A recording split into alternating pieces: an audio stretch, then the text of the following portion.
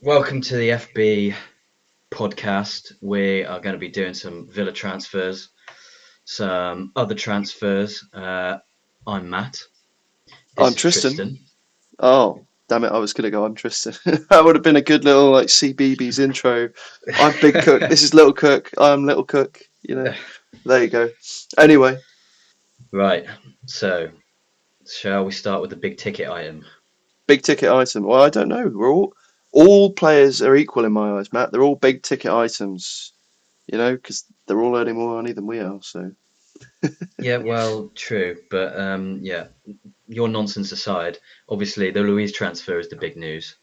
is it? Okay. Um, I would say so. It's been going Yeah. on for it's definitely the most concrete. It seems like it's basically almost there, but it's also been going on for a week or so, and it's stalled. So it's basically Louise out, Illing Jr. and McKennie in, and 30 odd million.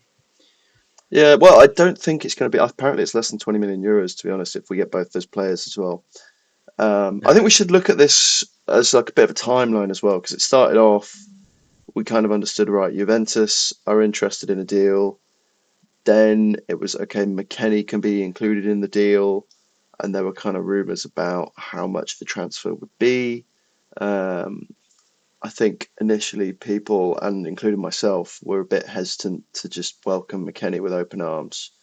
Partly because I think just for the money, I think there is better options, probably better options out there on the market, which you could pick up, especially when you've got someone like Monchi and Unai Emery and the level of talent identification they've got. I think probably can find better options if the evaluation of McKennie is 25 million in that deal, then that would probably stand true, I think. But either way, after looking at it a little bit closer, I think it's not a bad piece of business. I wouldn't say it's the best piece of business we could possibly be doing, but Yeah, having a look at his profile, having a look at what he could offer, and even just the eye test, I'm a lot more inclined to say yes to this. Just because in those games where we do need to hunker down a bit more and be a bit more defensively solid, if he's replacing Kamara, he can do that. And he's a little bit more forward thinking on the ball. If he needs to replace Douglas Luiz and sit next to Kamara, he can do that too. And he will be more defensively solid and a bit more conservative than Luiz, giving the players in front of him more freedom, which would ultimately be what we probably expected from Luiz. But Luiz just is a little bit more box to box. He demands his own sense of freedom, which would be okay in a three-man midfield, but we rarely play a proper three-man midfield. yeah, and the limitation with that is that we saw it when Kamara got injured. Louise struggles when he has kind of more of a defensive responsibility when he doesn't have someone solid alongside him. So he's kind of a Yeah, bit inflexible in that sense. Um, yeah, I've even seen McKennie. I've seen that he's played at right back a few times, so he could even be an option as a kind of a wing back, like a more attacking option on the right. yeah, So yeah, I think the more you look into McKennie, initially I think people are right to be hesitant, but the more you look into it, um, I think there's definitely enough there to suggest that he could be a good signing for us. Obviously, Illing Jr. as well, someone we've been linked with before. He's very young. He's got good potential. Spurs and Chelsea have been interested in him apparently, so clearly there's a good player there as well. And yeah, the deal in general, I think again, people are right to be hesitant about it straight off the bat because fundamentally we don't want to see Louise go in. But I think we are in a bit of a corner with financial the financial situation at the moment, and it seems true that we need to move players before 30th of June. And because yeah, we're in that bit of a corner, it means we're doing deals which aren't ideal. If we didn't have a financial thing to worry about at all, we'd be demanding more money for Louise, no doubt, and we just wouldn't be selling him, to be fair. But we are in a little bit of a corner. With that in mind, I think if this goes through and if it solves our financial problems, then at the end of the day, it's not ideal that we're selling Louise, but we get two good players out of it. And it means that after 30th of June, we can go on with the window without having to be restricted. and I'm seeing like links. I've seen links to Bania. I've seen links to Goncalves today. Today. Wow. Yeah, I forgot about that one actually, but I have seen those today, saying that later in the window we're going to make some more ambitious moves, and I think it's because we're getting these deals done now that are not ideal, but it means that we don't have to worry about the financial situation later in the window, and then we can do the signings that we really want to do. Yeah. I So I mean, think if all in all, it's good, yeah, really. But yeah. No, absolutely. Um, just looking at if we want to go in a bit more detail on McKennie, I don't know if you want to have a look for Inning Jr. He's made 29 starts, only been subbed off in one of those games. 7 assists in the league, which for a defensive focused midfielder, a deep line midfielder, is very, yeah, very on the eye decent. test, if you watch videos of him and stuff, obviously you can't tell too much, but he's definitely got a really good pass on him. Yeah, great pass on him. Good, solid on the ball. Good feet. Very, very, let's say, physical. He kind of Yeah, just comes in like a bit of a steam train. bit of a tank. Yeah, Built like Eddie Hall. bit of a John Um, McGinn yeah, kind of a yeah, a big beefy John McGinn. player. Um, what's interesting to note here is 3 XG, 0 goals, um, which is interesting. I don't know. Well, I saw I can't remember where I saw it. I saw like a little quote from an interview with him that said that he wants to be involved more in goals. So that's Yeah, interesting because maybe he's recognised that as a weakness of his game, is his finishing or something. Um, I mean, to be fair, in the role he'd be playing, I don't think we'd be expecting him to get goals necessarily. I mean, Dougie did have really good goal contributions actually. So if he's playing that role, you'd expect a few goals out of that player in that position. I But think we're more if likely he's to adjust than to fit him into that role. yeah, that's what I mean. I think like the reason in the first half of the season, especially the reason Dougie's goal contributions were so good is because he was given quite a free role going forward, and he was definitely encouraged to get in the box. Whereas you know McKennie's not the same player, and we wouldn't demand the same thing out of him. I don't think. Yeah, Um, absolutely. And I just looking at how that impacts the squad. Do we say McKennie becomes rotation with Kamara, or does he usurp Tielemans? Because that can have implications because we have seen Tielemans linked away, Galatasaray looking to take him. I just think with his age, with his profile, with the levels that he did show at times last year, just don't see it happening. I think he will no, be the no. starting central midfielder. I think he'll take that Dougie role, if not, play I a think so. I varied mean, role. arguably, the second half of the season he was a better player than Dougie for me, to be honest. Because Dougie did struggle without Kamara, and Tielemans kind of came into his own later in the season. So yeah, I can't see Tielemans leaving. We only signed him last year, and he's a high level player. He's the kind of player we signed because we've got ambitions for top four. Yeah, So yeah, it's interesting with McKennie. I can't see him being rotation with Kamara either because I think they're different players. And Kamara was nailed on.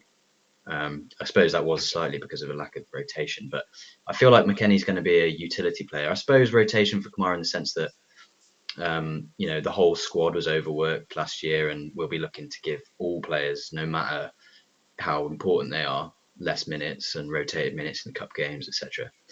So I suppose he will be kind of a rotation option for Kamara, but I think he'll just be a utility option in various positions. Like I think he can play in that right midfield role where McGinn's played. He can play Kamara's position. He can play Dougie's position. I think he'll be I think he will be a rotation for option for a number of midfield positions. I don't see him coming in and starting straight away just because. Well, I suppose. Well, yeah, the interesting thing is Kamara will be injured for the start of the season. So yeah, probably until late fall, is it? I think. yeah, I think injuries aside, Kamara, Tielemans, McGinn would be our starting midfielders, and then Rogers, whatever on left. And I don't see McKennie displacing anyone in that. But given Kamara's injury, I guess we'd see McKennie come in to Kamara's role, would we? Do you reckon? Yeah, I think that's how it would start off. He would start in that role unless we do plan on going for like the likes of Anana, as we've sort of mentioned. Yeah, because it's just going to be really interesting to see what the plan is because we brought in Barkley, right? And say, yes, we lose Dendoncker and we lose Tim and we lose Louise. We bring in Barkley, we bring in Weston McKennie, but we're still linked with Gallagher, we're still linked with Bainer, we've still got McGinn, we've still got Tielemans. It's really interesting to see how this is all going to fit together once the season starts, once we're putting teams out week on week. Does he just actually trust his wider squad more now that they're his players and he rotates better and we see a sort of more level kind of satisfaction across the squad with their playtime? Or is it going to be the case that maybe some players are rotation and perhaps he's got some quite interesting plans of how it's all going to fit together? Because Yeah, it's especially on that left side, I don't know what our plans are at left back. We've seen both of our left backs linked away. Samuel Illing Jr. can obviously play at left back. He's listed as a fullback on a lot of sort of football sites and stats sites. If you take a look, and just a quick comment on that, great stats all round. Really, really good all round left wing yeah. I back, left mean, back. I think his FB ref is slightly inflated because he's listed as a fullback and he Does doesn't really sometimes. play Yeah. fullback. When he does play fullback, it's like it's a proper wing back role. It's not left back in a back four. So his numbers are kind of pumped up by that. But either way, yeah, clearly a really good player in there somewhere. Um, yeah, I don't know, midfield. The thing that I kind of the reason I'm a bit skeptical about the Onana thing is because I think if we do get McKennie in and we've already signed Barkley, I feel like another defensive midfielder in there as well does get a bit kind of overcrowded there, and you're going to have to. There's going to be serious rotation to players who will be expecting to play and who will be paying a lot of money and stuff. So I don't know. It is really hard to predict what the plan is. It's really impossible to say because it could be like a more rotation based system where players are coming in and out and they're going to have to accept that. In which case, you might see us sign another midfielder on top of McKennie and Barkley, or it could be that we've got enough there with Barkley, McKennie, McGinn, Tielemans, Kamara. Um, yeah, it's really impossible to predict. To be fair, Yeah. The only thing um, I'd say is the profile. Like McKennie can definitely play the Kamara role to an extent, but I just feel like if you want a direct replacement, you go for someone who is that, and you don't try and yeah, sort of pigeonhole someone in and yeah, sort of I kind of sandwich agree. them Yeah, in. I think But it's ideally, yeah. I probably would sign like an Onana type because yeah, that is more of a direct replacement, and obviously with Mm, him, he's got his own attributes physically, which we don't have. But yeah. yeah, so the Well, midfield there you one's hard to go. predict. Yeah, left back is another position. So obviously, Illing Jr. is linked. We've got Moreno Dean, who we're probably expecting one of them to leave, won't we?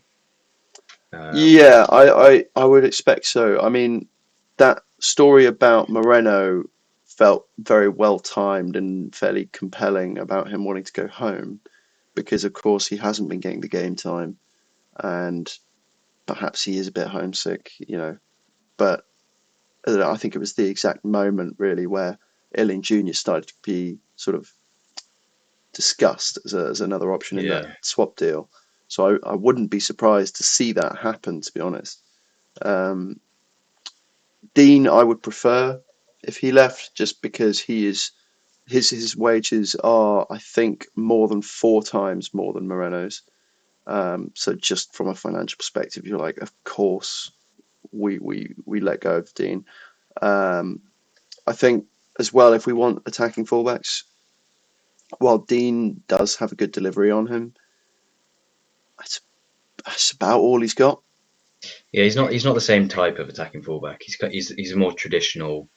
He is like in some ways an attacking fullback because he is very technically good, but he's more of a sit back, deep crosses kind of guy, and that doesn't seem to be what Emery looks for in a left back, especially if we play a more defensive player at right back, which we tend to do. So I think, yeah, it's again, it's hard to predict. I think to be fair, it doesn't really matter either way. I think whichever one of them leaves, it will be fine. I think we'd more or less be happy with it. Illing Jr. coming in, he's obviously going to be a very attacking player. It's hard to predict what his. Would you assume he's going to be playing in that left back Moreno kind of role? My assumption is that there are one or two things that I'm assuming, right? It's one thing I'm assuming is if he starts playing further forward and being competition for Ramsey or for Rodgers, that means one of Buendia or Ramsey or potentially I don't even know who else we could possibly sell, but at least one of those would probably be put up for sale. Or if they're not put up for sale, they're going to grow quite frustrated, perhaps, if unless we have injuries and there's good rotation. Just because unless you put Rodgers at centre forward, like a false nine type role, after Duran leaves, you've then got three players all vying for a spot on that left side. And as much as, well, so I mean, really four players because Buendia's got to fit in somewhere too. Um, so it just gets a bit tricky. So I think Yeah, he has to obviously, like, they must be thinking he's going to play left back minutes because if he's not, yeah, then that seriously cuts into other people's minutes. And yeah. he's a, I'm on the he's a kind same of page as you, talent really. that you just don't you don't leave him out when he's that kind of No, talent. yeah. Um, I think I'm got the same thinking as you. I think yeah, he kind of has got a similar profile to Moreno as a left back in that he will be played in an attacking role with few defensive responsibilities. He's a good dribbler. He likes taking a man on. He gets the byline. It's exactly what Moreno does, and Moreno was Emery's first signing, so clearly he had that profile of player in mind. And to me, it makes sense that Ealing Jr. is a fairly similar player who's going to go into the same role because, like you say, if we're signing him for the left wing position or left midfield position, we've already got plenty of players there, and I can't see why we'd sign a player in that position really. Especially as he's a different profile to player to what we already have in that position. You know, we tend to play a right-footed player in that position who drifts into yeah. midfield. So Illing Jr. wouldn't really make sense there anyway. So I think he'll be a left back option, and one of Moreno and Dean will leave. But that does raise the interesting question about Ian Maatsen, who's been quite heavily linked, and it seems like we're seriously interested. We are seriously interested, and it's daily contact. It's which was sort of I've forgotten the word. It was reciprocated across a number of very reputable sources that were in Yeah, daily contact when we're pushing hard for him. And Chelsea are demanding a swap deal for John Duran. They won't pay full price, and they won't pay all cash. And it just seems bizarre that that's not done yet, because maybe they did. There was rumors that they were doing background checks just to look a little bit deeper into his personality, into the kind of character he is. In which case, they might find a few things that they're not particularly pleased with. But the ultimate end goal is they want a talented striker who's going to come in and score goals, and I think Duran will be that. It'll be a shame to see him do it somewhere else, and that we didn't manage to harness his powers. But he's been here 18 months now, and he's still a bit of a prick. So, yeah. yeah, is he going to change? I don't know. Is he going to change at Chelsea versus Villa? Probably not. Well, yeah. Probably I get mean, yeah. worse at That's the Chelsea, if thing for anything. him is that yeah, he's just going to Um, get worse at Chelsea, isn't he? He's going to be in a worse yeah, environment. Like, but ultimately, what my point is that if he's about 40 million in this broad agreement, and Maatsen's 35 in with his release clause, why on earth the deal hasn't been done for Maatsen plus 5 mil, I is beyond me. I know there's obviously more to it than just like there's not a sheet of paper that says 35 mil plus 5 mil plus Maatsen equals yeah, Duran, sign at the bottom. Like yeah, there's obviously more to it than that, but it just seems like an obvious answer to me. It's like Chelsea and Villa are going to do some sort of transfer business this summer. That's inevitable. Whoever it's going to be, it's going to happen. From what I can tell, we're both in need of PSR boosts.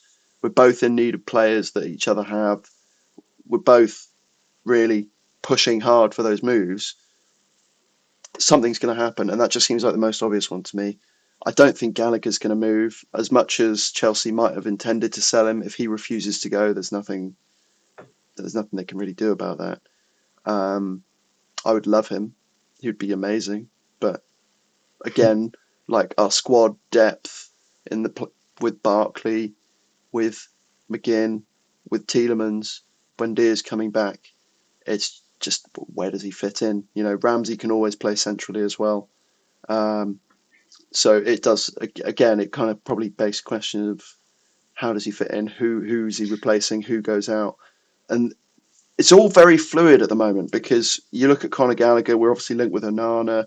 We're linked with Maatsen, and McKennie and Illing Jr. All of these players, whether they come or not, and the intricacies of what's deciding that, all has effects on whether the other players that I've just mentioned are going to be Yeah, coming in, and yeah, whether there's going to be further moves in later in the window for Bainya, for Goncalves, for Tammy Abraham, things like this.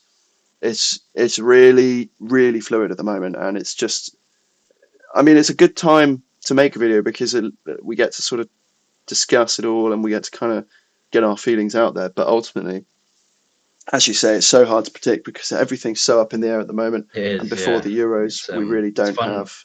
fun that we've got so Uh, many players to talk about, but at the same time, yeah, we don't know how.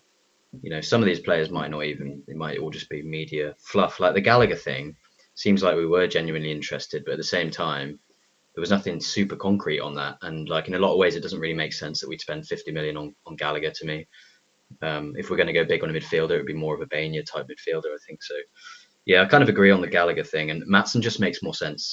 He's younger, he's less money, he works better with the Durant deal, and also if one of Moreno or Dean is going to leave, then it makes more sense in that way. So yeah, I mean Maatsen's obviously really exciting, but in relation to the whole left back situation, if only one of Moreno and Dean leave, and Ealing Junior and Maatsen come in, we've then got three left backs. Like, is that too many?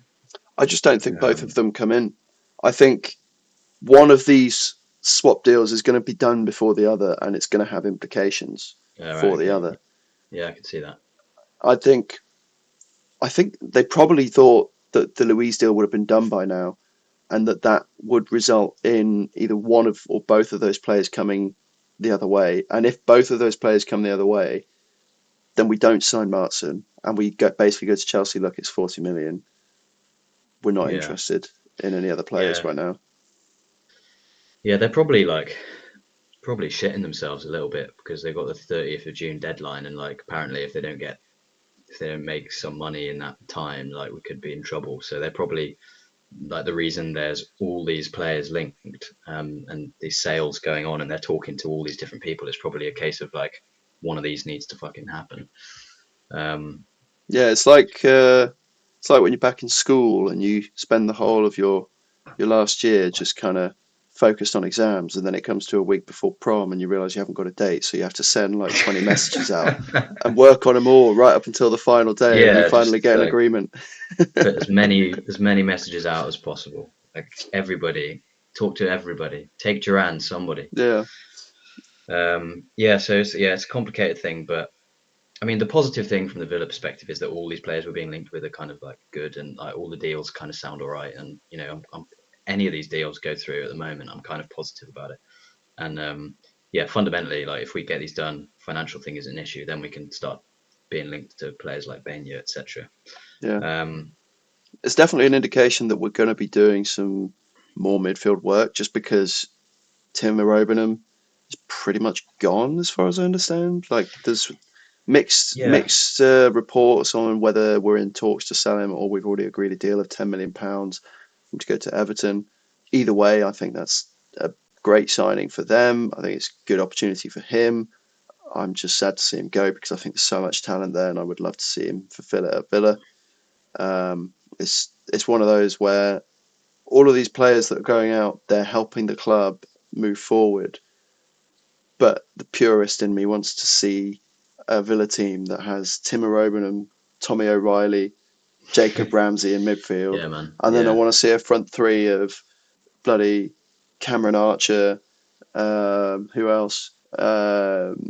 Let's say Philogene, Kellerman, Philogene, Aaron Ramsey. I want to see I want to Yeah, see them yeah. all. I want to see Josh I mean, Feeney and Kerr at centre back. yeah, they're a victim of our Um, success, really. Like because yeah, our we've been on such a sort of steep, uh, steep kind of incline of success that they're not getting these opportunities, and it also is also a result of the financial rules as well. Like I know we raised that proposal to try and what was it? 30 Meant that mil the additional so you can have losses more per losses. Yeah, 3 year period, basically yeah, because their argument was inflation. And their other argument yeah, was also that it it basically keeps clubs in their little bracket and stops them from being able to have upward mobility. Because if yeah. I everyone mean, has the we're same suffering from it limit, now. if everyone has the same limit of sort of how much that money they can lose, but other clubs are already far more advanced and they've already had opportunities to spend and invest a load of money for future returns, then you're putting all the clubs that haven't done that yet at a disadvantage because not all football clubs can be ran profitably all the time. Sometimes, well, I mean, let's look at wider business, for example. This isn't a business podcast, but let's just do it for a second. Right? You look at Uber; it's still not profitable, but yet they've grown into one of the biggest transport companies in the world because business models are focused on growth and increasing value so that you can then take loans out against that value and use that money or you can sell it, etc., based on the revenue that you can actually bring in, and then that increases the value of the company, right? So it's similar with football clubs, except what's different with football clubs is what happens inside the football club has far more implications on the wider community and the people inside it than Yeah, a company that's losing money technically, but actually is growing in revenue. Because, say, for example, you keep losing money, but all the players you bought that you thought were going to get you further turn out to break all their legs, then all of a sudden that 300 million, 400 million that you just spent is down the drain and you're not getting the return on that investment. You're not seeing any return. So all of a sudden the club's like, shit, we're going into administration. yeah, So that's why these rules have been brought in place. But now that clubs are getting smarter and things are happening more strategically in terms of squad building, commercial revenue generation, etc., and there's more savvy business sort of minded people coming into football, it kind of is changing the way that people are seeing it. And they're like, well, actually, we can all achieve what those clubs have achieved, aka, City, Chelsea, Arsenal, Man United, if we are allowed the same opportunity to invest and grow and become sort of more than we are now. But the yeah. 105 That's the million problem, isn't pound it? loss limit in today's market is very little. Yeah, I mean, yeah. To get to the stage that City, Chelsea are at, you need to spend loads of money. And yeah, if you can't lose more than 100 million, you don't have that period where you're investing basically in the future success of the club, which is where we're at. Yeah, Um, so yeah, but I mean the original point was that we're also suffering on that front because it's basically incentivizing us to sell our academy products. Whereas if it wasn't such a necessity to move players like last season, we saw Aaron Ramsey and Archer go out and Philogene on deals with mm, buyback clauses and stuff. But if we didn't have the incentive to get pure profit on those players to make up losses, etc., we might be keeping those players around. We might be giving them more opportunities. They might have more of a role now. So yeah, it's a bit of a bummer. I've just seen sorry. that David Ornstein has tweeted Aston Villa reach agreement with Chelsea to sign left back Ian Maatsen. Ooh, David Ornstein is one of the top two most reputable Yep. football journalists. Right. Okay. Live news podcast. We've just had this in from David Ornstein. Yeah, I mean, this does kind of throw things up Maatsen in the has air. signed. Well, I wouldn't go that far. No, no. All right. Let me see what I can see. I'm going to do a little. This is So so it exciting for the viewers that says that aren't it's here. just north of now expired release clause. So apparently the release clause has expired. Oh, but the release clause was specific to Dortmund, so it's basically just over 35 million. Personal terms are apparently in place. So Oh basically, wow. the interesting thing about this for me is what are the implications regarding the Dougie deal Yeah, I think that with means Illing Juventus? Jr. is a no-go, if you Yeah, ask so me. does Illing Jr. not happen? Does the deal still go through? Do we get a different player? But can we backtrack a Uh, second? Because now that we know that this guy's coming in on a 6-year contract and he's our player, he's basically our player at this point. If David Ornstein says a deal is agreed on both sides, he's basically our player at this point. yeah, Should we go a little bit in depth on Ian Maatsen? Should we have a little, get a let's bit have a little look. excited? Let's have a Yeah. little look. I mean, I know we've both probably already looked and we've seen his ridiculous numbers already. But, I mean, what can we say about this guy? He's two-footed. He's a great passer. He's rapid. Uh-huh. He's physical. He can get forward. He can defend. He can play an inverted role. He can play that flying fullback role. What can't this man do? And he's only Yeah, 22, and he can come yeah, straight into the first team. he's super excited. I mean, he's one of those where we sort of tentatively linked a couple of times, maybe last season, maybe at the very start of this window, and it was kind of like he's just got to the Champions League final with Dortmund. He's a Chelsea player. He's young. It's kind of like it's one of them where you're linked, and it's like it's not going to happen. He's gonna be at a bigger club. Um, but yeah, I mean, yeah, his numbers are mad. He's very progressive. He's got good numbers for goals for a fullback. His passing numbers are probably the highlight. Yeah. What's Um, interesting is how like he was so highly rated in the Dortmund camp, and yet when it came to the Bundesliga, he only played about 50% of the games, and that wasn't all starts either. When it comes to the Champions League, he played the majority, I'd say, of the games. yeah, Um, yeah, it is strange because he's kind of one of them where he's like his reputation seems quite high, but there's also seems to be some skepticism around him. Um, what would you yeah, I say the don't know. skepticism is? Well, you just hear that people aren't convinced. He's not like one of those players where you know universally people agree he's like going to be a top player. Um, I guess I mean I don't know specifically. But then I was going to say maybe there's issues about like his defensive numbers, but his defensive numbers are great to be honest. Yeah, Uh, I don't see a downside at the moment with this guy, other than the fact he's five no, foot six. But from what I can tell, if we're going to be bringing in a right centre back and playing Konza in that sort of right hybrid role, that left back slot will be for someone that is going to be much further forward and won't yeah, necessarily have to be winning aerial duels all the time. no. If I we're mean going we to really, sorry to keep going, but if we're going to really commit to a asymmetrical defence, it seems pretty obvious that it's that left side where we're going to have the more attacking feature. Whereas that right side, I don't know if Dumfries is going to come in, um, but certainly if Ansari Konsa is going to be sat in that right back slot, no one's getting down that side. Yeah, no, I mean, Conte's an interesting one because I think some people seem to think that we're wasting him a little bit, playing him at right back. I've always been quite impressed, and I wouldn't mind seeing him like make that role his own permanently. But you know, people think maybe he's wasting his potential out there, but I don't really agree with that. I But would yeah, I say mean, he's had his best games at centre back. To be fair, probably yeah, that's probably true. But I do think as a unit, we suffer a little bit with Torres and Konza because they're just both a little bit too lightweight. But and yeah, like you say, the plan from day one really the plan seemed to be to have asymmetric defence, left back playing high up. The first signing under Emery was Moreno, who yeah. does that role exactly. Poor in the air, not particularly physically imposing, but you play an asymmetric defence, it doesn't really matter. He hasn't got that responsibility. So yeah, super exciting breaking news.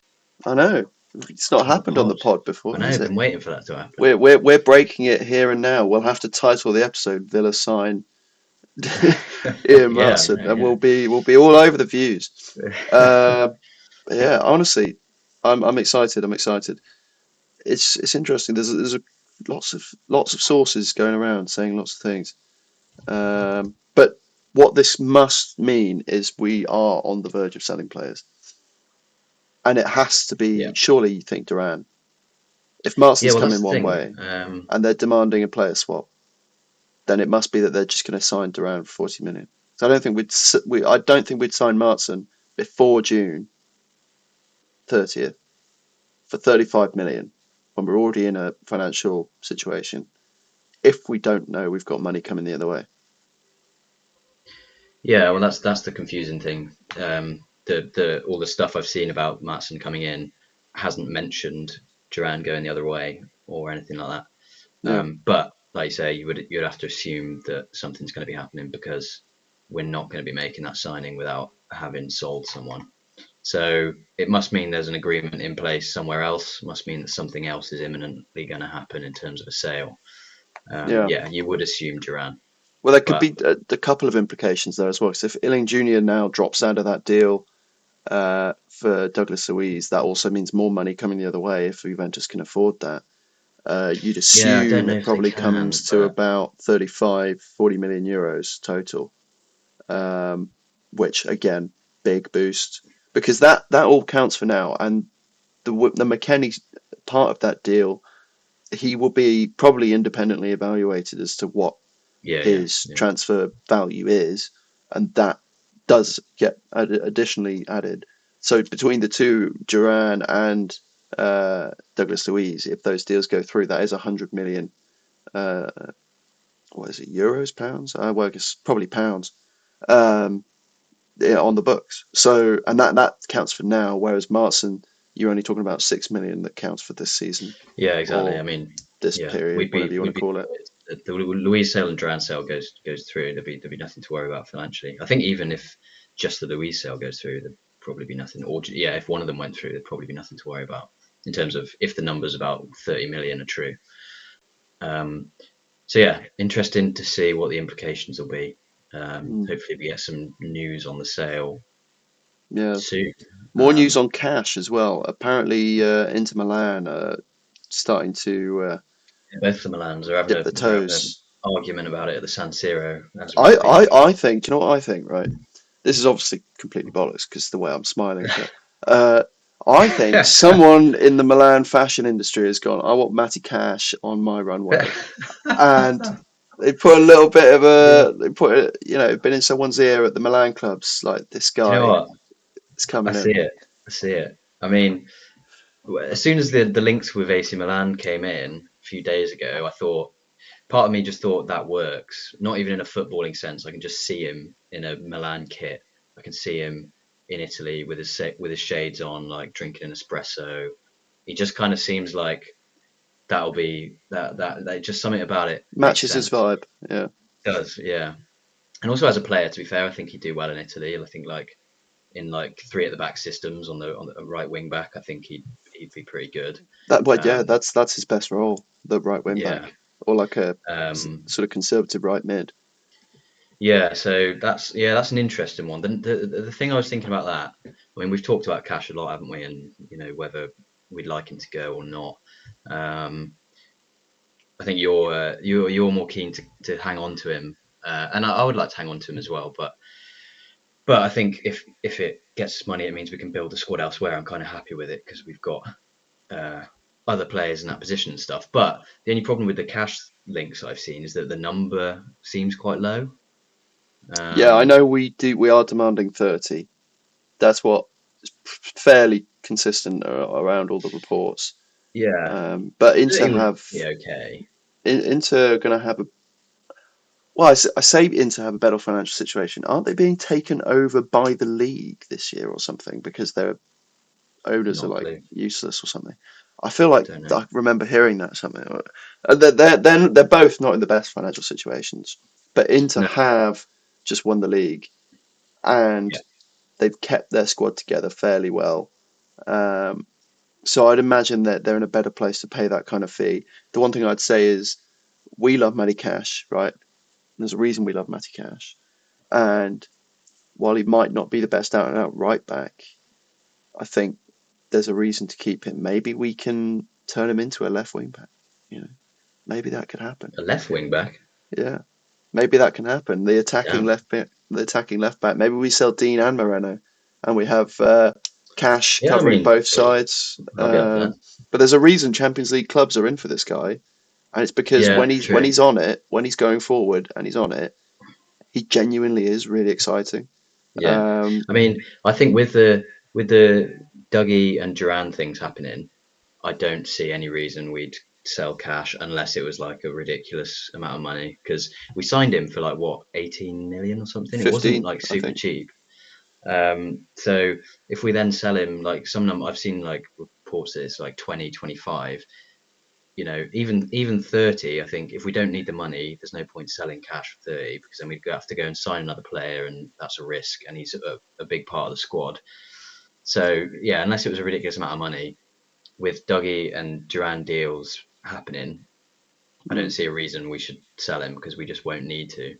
Yeah, I mean, Um, if you look at the player he was when we signed him compared to the player he is now, he's worth at least double what he was. yeah, that's the thing with the money is we signed him for like 15, 20 mil and he's vastly improved player and he's now a player who was a big part of us getting fourth in the league. And if we go and sell him for 25, 30, it's like we've barely made money on that deal, but we've improved him massively as a player. It just doesn't really make sense. Yeah, and he's a loved player. The fans love Yeah. him. And yeah, we there's no point in selling a fan Yeah, favorite unless the money is needed or very, very good. yeah. And do you know what I can say as well? Every person I've ever spoke to that isn't a Villa fan that watches Premier League football and knows about Matty Cash always say, "Oh, I quite like Matty Cash. Yeah, he's a good player." Like Yeah, exactly. it's He never is. like People know he's a good player. yeah. There's like I know some people will look at um, say a Kamara and they'll go, "Oh, who is he? Never heard of him." Obviously, because he's not got an exciting role.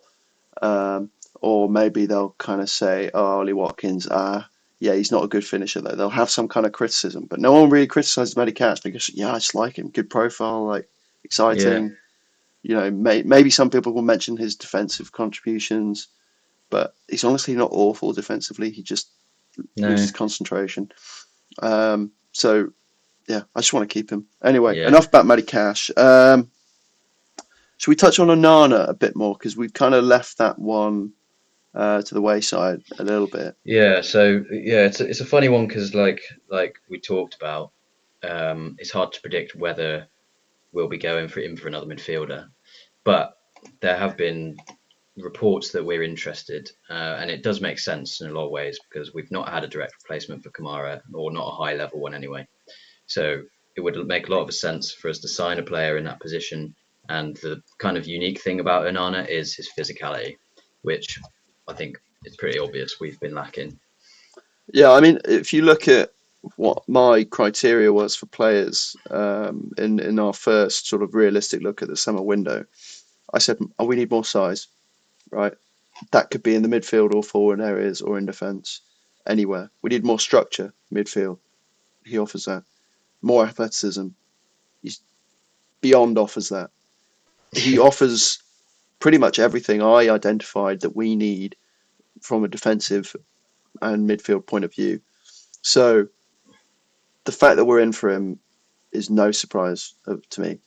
What does confuse me is how FB Ref have got him down to 6'1.5" when I'm pretty sure he's 6'4". Oh my god, But he's yeah, about 6'5". He's huge. yeah.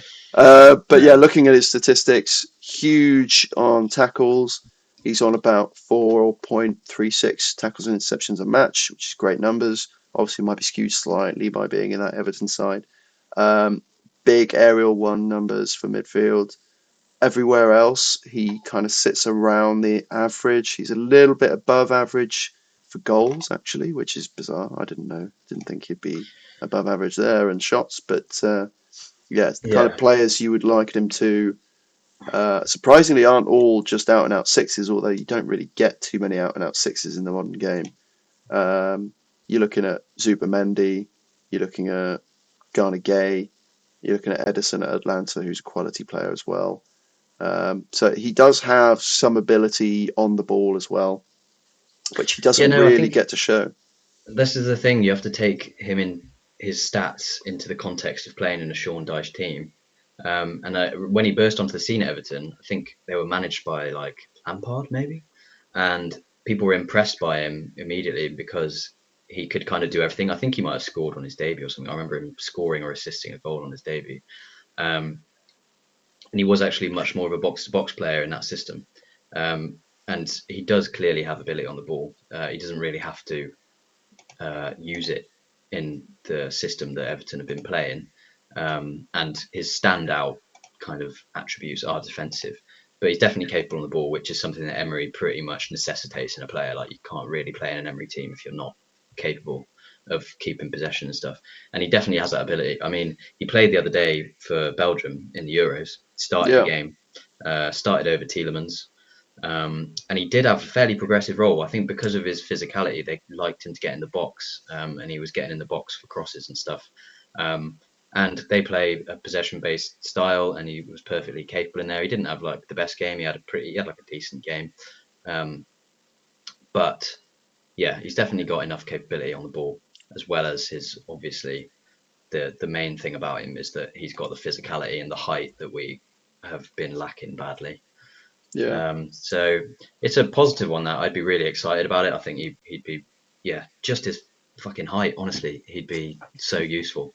I The know only we're problem so with him desperate for a is, bit more aerial ability yeah, on we this really are, side. especially after we lost Mings. Like yeah, it's pretty tragic. Sometimes our midfield is just kind of short and a bit weak. Yeah, especially Um, once we lost Kamara, who was the only guy that was approaching 6 foot. We I know, had literally. 5'9" Dougie, Yeah, 5'10" John McGinn, 5'9" Tielemans, and then on the bench, the best we could do was Timo Robenham, who, as much as he is a reasonably big guy and he's physical and everything, he is a youngster, so he's not going to be as adept at using his no, physicality and his height as someone who's been in the game for a long time. Callum Chambers, who, while he might be about 6 foot, yeah. no. Well, yeah. Um, No, so yeah, we've been lacking there yeah. badly. I mean, imagine that midfield, right? McGinn, Tielemans, Dougie, and then imagine Buendia on the left side, Diaby behind Watkins. We'd be the shortest Archer up team in the top. league. Yeah, be the shortest team in the league by about 3 inches. Crikey. Yeah, and then you come up Um, against Arsenal, so you've got lined up on your side. Say Arsenal do bring in Anana this year, or they bring in, I don't know, who else have they been linked to? They've been linked to Guimaraes, they've been linked to Louise, obviously. But say they bring in Anana like they plan to, or they bring in a big DM, that's 6 foot plus easy with Rice, who's 6'1", 6'2". Odegaard is not a small guy, to be fair, but he's no, not he's not what we're focusing on. You got Havertz up front, who's what, 6'2" to 6'4", somewhere in that range.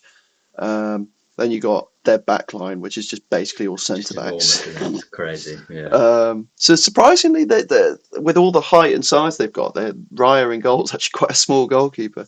Um, yeah. I mean, they don't need him, do they? They don't need him at corners because they've got enough. I mean, were they the most defensively solid team from corners and potentially the best attacking team as well, they were or both top two or they three? were the top attacking team from set pieces, and I think probably the best defensively as well. Yeah, And Raya's a yeah. big part of that actually, because his cross claiming numbers are better He than is anyone very good else at in the that, league actually, by a isn't mile, he? despite the Yeah, fact he's only 6 foot. So they really just have it sorted there defensively, Arsenal, and yeah, and it's it's kind of it's what we need something to that aspire to do. yeah, we've been lacking, and you can see just in the top teams, City have an absolutely massive backline as well, and Rodri in midfield. Arsenal are a huge team. Liverpool, their centre backs are massive. Like, these are the teams who've been the best teams in England for the past 3 or 4 years, and they value height and physicality, and at least 3 or 4 players quite highly. So clearly it's something that you need, and we Yeah, just don't have it at all. So yeah, yeah, Anana is very positive. I think the only problem is that the fee seems quite large because he did a couple of years ago. He burst onto the scene, and everyone was like, "Wow, he's amazing." And then he kind of dropped off, but I think it coincides with Everton getting worse as a team as well. It's hard to judge, but because of that, because of his potential, the number is like I've seen between 35 and 50 million, which is quite a lot. I think it's probably worth it for a position and a kind of type of player that we do need, but I don't know whether we'd prioritise that amount of money on Onana. Um, Yeah, I don't interesting. know. Interesting. We'll see. As well, let's touch on perhaps some players outside of the Villa little bubble. Although this one does have some effects, and he's a tall man as well. Samu Omorodion. So he's Mm, at Atletico Madrid. He was on loan at Alaves. 9 goals, 1 assist. Um, Apparently looks pretty decent. Like in terms of a traditional solid number 9 who's going to be in the box, win headers, score goals. Quite an attractive prospect. And if he's anything like John Duran, um, then I can see why Chelsea would be submitting bids of 30 to 40 million for him. The difference here is he doesn't want to leave Atletico Madrid, and they don't want to sell, and they don't have to sell. But should they win the race for him, should they bid enough money, that would have implications on John Duran's transfer. So yeah, have you heard anything about this guy? Have you seen much about this? I hadn't heard about this guy until you mentioned him about 20 minutes ago. I had actually seen the links with him today because obviously, yeah, it's got implications for the Villa situation potentially.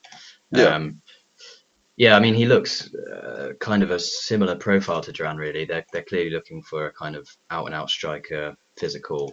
yeah, Um, yeah, I mean that's kind of all I can say really. He looks like a similar profile. They're looking for that type of player.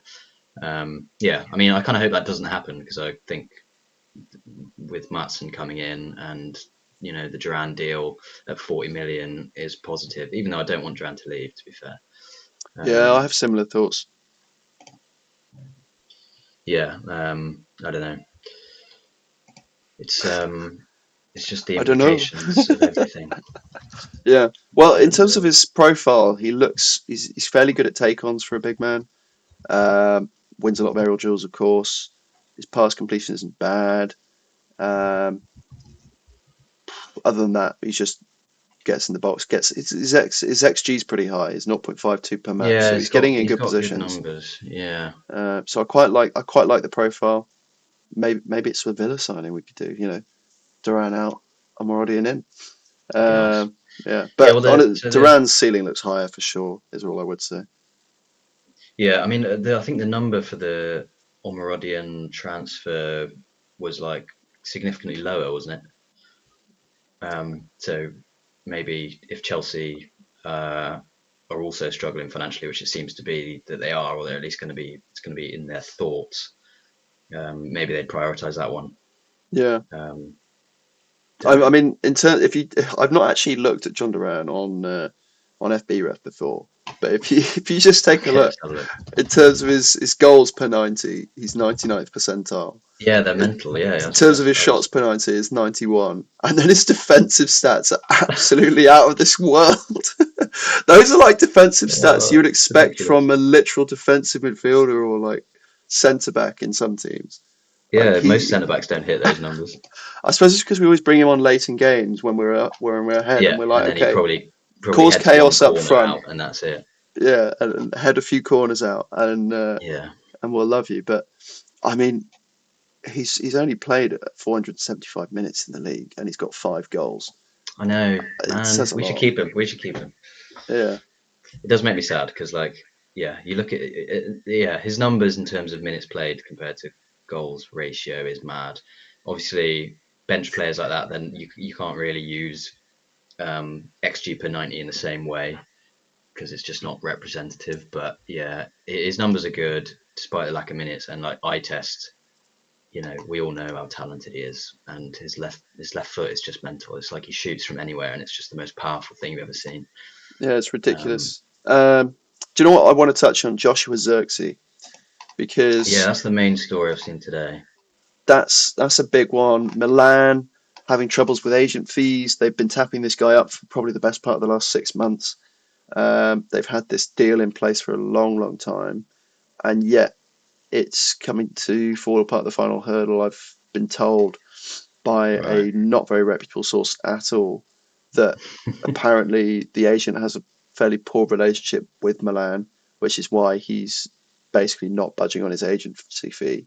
Um, and United are able to whittle it down because apparently they have a much better relationship. And that is my housemate's source. So, you know, do with that what you will, but that's what I've Well, heard. either way, no matter the details, it seems to have broken down the AC Milan thing. What was I saying? Yeah, the thing I've read today is that United are interested and that the AC Milan deal has broken down. So Yeah. I mean, I wouldn't blame us for going for him, to be honest with you, especially if the fee is going to be less than what Duran's going for. Um, yeah, that's the thing. The fee for him is pretty small considering how good of a season he's had and his age. yeah. I really like his profile as well. He really, I don't know who he'd even remind me of. He's so creative and he's so comfortable on the ball, and yet he's still massively outperforming his XG. I don't understand it. I don't understand it. It's interesting. He's almost like a number 10 that's just been pushed up top and has just taken it to a duck to Yeah, water. he has got a strange profile. I think it would be Um, really interesting to sit him next to a Hoyland though in that United side. He's almost like a mm, young, slightly more talented, a lot more talented Veghorst in the way that he might try and use him. If you remember yeah, how well, he that used would make a lot of Veghorst, sense. Yeah, um, and if he can I play mean, balls through, why not? yeah, I think United um, they kind of got stick for the Weghorst signing, and but actually he made them a much better team. You know, they had a much better season with him in the team, and clearly Ten Hag looks for that type of player. Like their system is kind of built to have a player of that kind of profile in there. Yeah, I Yeah, mean I kind of like we've seen it for Villa as well. We see it for Arsenal. If you've got a big player or just someone who's really adept at taking the ball down out of the air or winning aerial duels, etc., like Watkins, you really open more opportunities up because you can get the ball in forward areas much quicker with a much higher success rate, and then bring other players into play. And it's been a tactic that's been used for decades, yeah, and it sounded like a it's still Sean useful. Dyche Brexit football kind of a guy Yeah, now. I am. Uh, But it's one to use in conjunction with other things. Of course, it's not your only tactic. Then you do turn into Sean Dyche, and your throat all of a sudden starts going like that, and you say start. Sean Dyche. I will never be able to do his voice. That is just it's just such a mad Uh, voice. But yeah, he'll all of a sudden become a Unai will turn into a bold, weird little man that loves hoofing the ball up. can't wait for that. If we start playing like that Can't wait. exclusively. But yeah, Yeah, yeah, he's we've an got a bit interesting off track player. here, haven't we? A little bit. Um, I wish I'd watched more of Serie A really because Bologna had a really good season, and yeah, yeah, it's interesting to see what their system will have been like in terms of Xerxes. I think they have a Scottish centre midfielder as well who had a mad season. something Taylor is it? No, hang on, Lewis Ferguson. Ferguson, right? So I think he won their Player of the Season. He's 23 years old, 24, sorry, Yeah, Scottish. He's kind of like just a progressive midfielder, but he scores goals. Um, yeah, he's really good at kind of progressing the ball with his passing. But he got injured before the Euros, unfortunately, so Scotland are missing him. ah, But yeah, Bologna are kind of a funny team. Well, I wish I'd seen more of them because they've had a Xerxes similar plays a rise weird to role. us. Yeah, they've kind of had a similar situation. Maybe after this, I'll do some Bologna research. Hmm. Yeah, I wouldn't blame you. Be interesting to see what happens. Another one that we could probably talk about is Calafiori from Bologna. I know Mm. Tottenham were linked.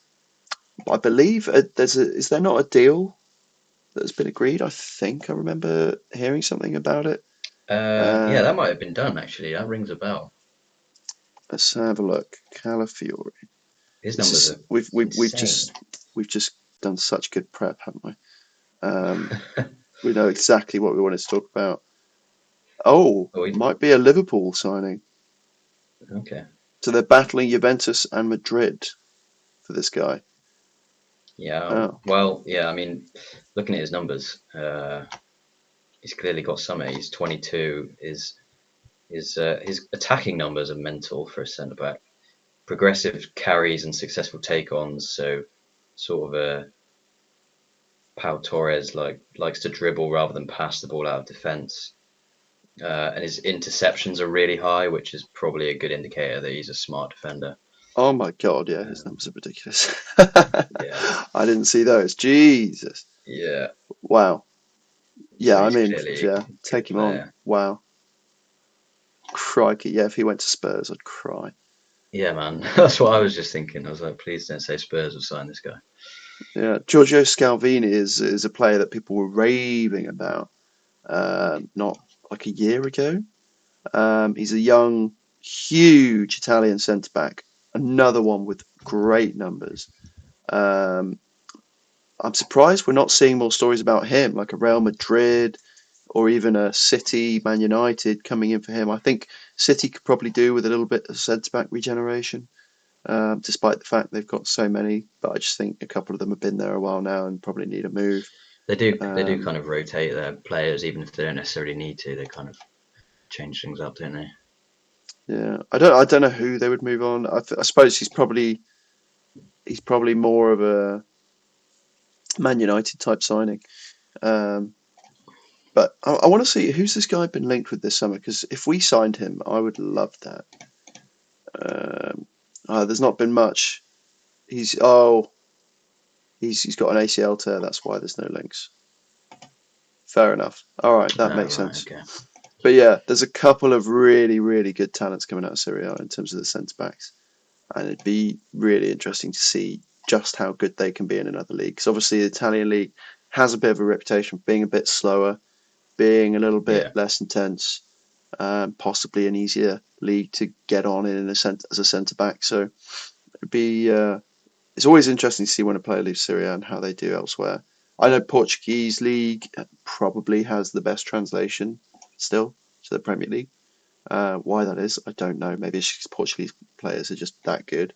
I was watching Portugal the other night, and I could not believe how good Vitinha was. I think he's going to be one of the best players in mm, the world in yeah. He's a gonna have a matter of good year. time. He gives me a bit of a vibe of like Isco, um, mixed with Mm, someone more energetic and hardworking, perhaps like a bit of a Modric slash Isco vibe to me. yeah, And I can see that. honestly, he looks so good. I'm not surprised PSG won't sell him. I've heard rumours that they were like he's an absolute non-seller sort of thing. Yeah, And I'm not surprised. Fabian Ruiz looks good as well. Playing yeah. well for Their Spain. team is just scary. I didn't realize how stacked their team was.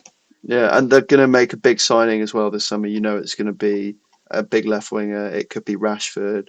It could be Leao. It could be who else have we got?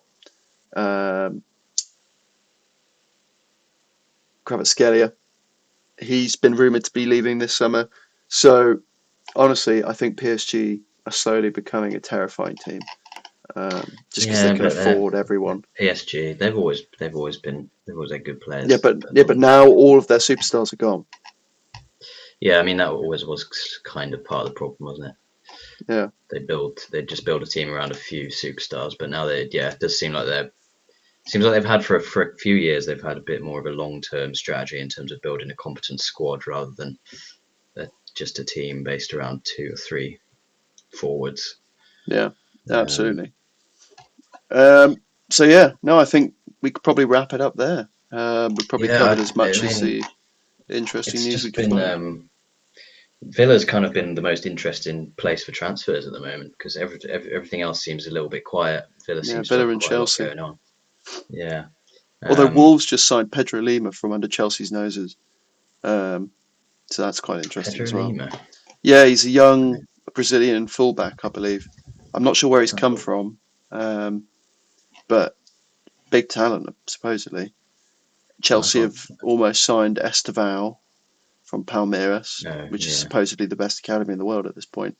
Um, 55 million, I heard, was the rumoured fee. I can't Fucking hell. believe that they're still going like this for these youngsters, No, I just mean that. spending ridiculous money. Yeah, in the kind of context of the how the window's looking, I think it's going to be like a lower spending. Those kind of fees are going to be more rare. Yeah, that seems a bit mad. I don't know. I think we could see a couple teams really splash. I think Spurs have a lot of money to spend. I think Arsenal might have a lot of money to spend. I think teams will Um, spend money. I just don't think. I think the era of like 80 to 120 million signings not necessarily ended forever, but I think um, I a bit don't of a think we'll lull. see as many. Yeah, I don't think we'll see as many super high transfer fees on individual players. Like I've no doubt teams will spend lots of money, but I think transfer fees will come down a little bit just because teams are realizing they do need to be a bit more careful about uh, profit and sustainability rules and whatever now. Yeah. Um, Oh, I could really see a few big transfers this year. I really could. oh, really? I think I think there's enough teams with enough money to spend. I don't think it'll be a planned thing. I think it'll be someone of really high value that everyone wants. Maybe has a bid accepted or has a someone bids for him, and it just sparks a like FOMO frenzy where Real Madrid, City, Arsenal, Liverpool, just everyone's like, crap, we can't miss out on this guy. Yeah, I Because mean that does you've got happen. so many players. You've got like Lenny Yoro, you've got João Neves, you've got Kvaratskhelia. God, I'm not going to be able to think of all these players off the top of my head, but there's so many good young talents emerging this year, and I think there are going to be teams all over them. I mean, I wouldn't put it past, say, maybe not a Real Madrid, but someone of that caliber. If Chelsea were to really fuck it financially, going in for Palmer and spending a good 100 mil on To be him. fair, yeah, Um, so yeah, I can really see some big moves happening this summer. It's going to be exciting. We'll probably cover it. And no, we won't. We'll just talk about Villa as we always do. One last thing to end the pod on. Trey Hume, another guy that's been linked to Villa. Um, believe a young right back out of Sunderland, Northern Irish. Not seeing this guy's highlights. Don't have an eye test on him for the level of skill and ability. Can he adapt and be adept at higher levels? Can he adapt to the Premier League? I'm not sure. But in terms of his statistical profile, he does match up with what we were talking about in terms of having that asymmetrical defence where the right back is focused on his defensive work, is a good passer, is solid and comfortable and safe on the ball, allowing that explosive full left wing back, so to speak, to really push on. He has that profile. He is very defensively solid, and he is a very good passer. The rest of his game probably leaves a little bit to be desired, but if you're playing a specific role like that, you don't really need to really fill in those gaps. So yeah, if he was someone that was to come in to support Konza in that role, while Cash maybe gets moved on, as I say, I want to see Cash stay. From a squad building perspective and a depth point of view, that is a very good signing. Um, I yeah. I don't like the know look if of I don't his know if stats. it I mean, yeah I don't that's know if all I it can say. But has much of a ceiling, but it's just something to put out there. yeah, Um, what about before we end on that point? What about Nedeljkovic? Hasn't been oh mentioned, yeah, he has not. but he's come Well, back I'm from seeing a lot of injury. news stories about him actually. I've seen he's been covered fairly comprehensively. Um, Well, there's some interview where he said like he's not intending to go out on loan. He wants to fight for the first team. All this, so yeah, but maybe. I he mean, did we say he signed him on. was open to a championship loan next year if he didn't play. Yeah, yeah. Well, he basically said he's happy to do whatever the club wants to, but he wants to push for the first team. Mm, Um, but yeah, I'm excited to see him because we didn't sign him. It wasn't like a tiny amount of money. It was like reasonable fee for a player who didn't have much of a profile at the time. And in terms of just the type of player he is quite physically imposing and possibly more of a defensive fullback as well. So again, seems like we're going for that asymmetric defense with kind of a more physical defensive right back thing. Um, yeah, absolutely. And I'd like to see us invert our fullbacks a little bit as well. And I'm not sure if that's something we're going to be able to do on the right hand side, but certainly with Maatsen, I believe he is capable of that. Yeah, and Illing Jr. Illing Jr. I think has played centre mid a few times Oh wow! at Juventus. I mean, Um, maybe we bring Ian Jr. and Maatsen in, and we just have the most attacking left back pairing I mean, on that the would be mad, planet. wouldn't it? I mean, it would be an exciting defence. Like, we're like these transfers that we're talking about. Our defence does actually look like pretty nice for next year, especially if we signed one we didn't mention that we probably shouldn't go into now, but Todibo has been linked, Yeah, and yeah, a backline of Konza, Todibo, Torres, and Ian Maatsen with Illing Jr., Mings on the bench, Cash, Nedeljkovic. It's looking pretty exciting. Looking like yeah, we're certainly making the right moves to improve the squad for next season anyway. yeah. We should take a moment to really appreciate the level of player that we're linked to and the kind of moves we're Yeah, making man. because a Yeah. couple of years ago it was not this good. No. So No. yeah, just really, really appreciate where we are in the moment, but also let's push for more because we're always hungry. If anyone is watching, still fair play. I know that there was that one guy who watched the whole episode, and I respect him massively for that. And he Thank gave you, us that some one guy. honest feedback about our microphone quality. So Yeah. I've put these on. Hopefully these are better. Um, who knows? Might go and get a mic right now. Might order a Oh mic right yeah, now. Mr. Millionaire. Yeah, man. I'm gonna get the most expensive microphone I can find under £15. Brilliant. All right. Okay. Maybe do some research on what the best mics are at that price point before you just buy one. Yeah. But anyway, yeah, we'll leave it there. I'll do an outro now, but I'll probably stick it at the end. I don't know. So yeah, thanks for watching, and have a lovely weekend when it comes around. That's Matt. I'm Tristan. This is the FB podcast. Goodbye.